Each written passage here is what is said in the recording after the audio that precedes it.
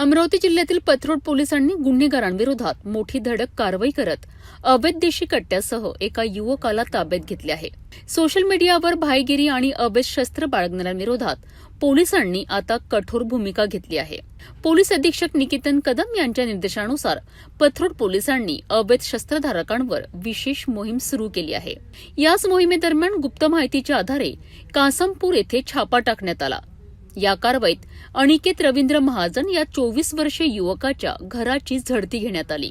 झडती दरम्यान देशी बनावटीचे पिस्तूल, 2 मॅगझीन आणि 3 जिवंत काडतुसे असा तब्बल 23,000 रुपयांचा मुद्देमाल जप्त करण्यात आलाय। चौकशी दरम्यान हे शस्त्र अमरावतीतील एका व्यक्तीकडून घेतल्याची माहिती आरोपींनी दिली असून त्या संशयिताचा शोध सुरू आहे। आरोपी विरुद्ध शस्त्र अधिनियमांतर्गत गुन्हा दाखल करण्यात आला असून पुढील तपास सुरू आहे। अवैध शस्त्र बाळगणारे, सोशल मीडियावर भाईगिरीचे व्हिडिओ प्रसारित करणारे आणि कायदा हातात घेणाऱ्यांवर पोलिसांची करडी नजर ठेवली जात आहे। अशा संशयितांची माहिती नागरिकांनी पोलिसांना द्यावी असे आवाहन करण्यात आले आहे। पथरोड पोलीस स्टेशन येथे दिनांक 9/7/2026 रोजी मिळालेल्या गोपनीय माहितीवरून पथरोड पोलिसांनी अनिकेत महाजन नामक इसमाच्या घरी राहणार कासमपूर तालुका अचलपूर येथे धाड टाकली असता त्याच्याकडून 1 देशी बनावटीचे पिस्तूल, 2 मॅगझीन आणि 3 जिवंत काडतुसे हस्तगत करण्यात आलेले आहे।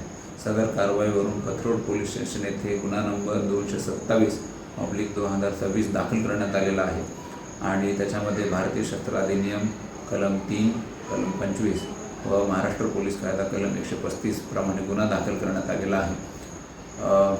सदर कारवाईमध्ये आरोपीने ज्याच्याकडून शस्त्र हस्तगत केले त्याचा देखील पोलीस तपास करत आहेत।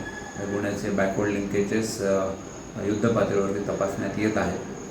माननीय पोलीस अधीक्षक श्री निकेतन कदम यांच्या मार्गदर्शनात अमरावती जिल्ह्यामध्ये सोशल मीडियावरती किंवा समाजामध्ये अवैध शस्त्र बाळगून दहशत निर्माण करणाऱ्या व्यक्तींवरती अमरावती ग्रामीण पोलीस कारवाई करतच आहे। मी याद्वारे आवाहन करतो की आपल्याला जरी अशी माहिती प्राप्त असेल तर ती त्वरित पोलिसांना द्यावी।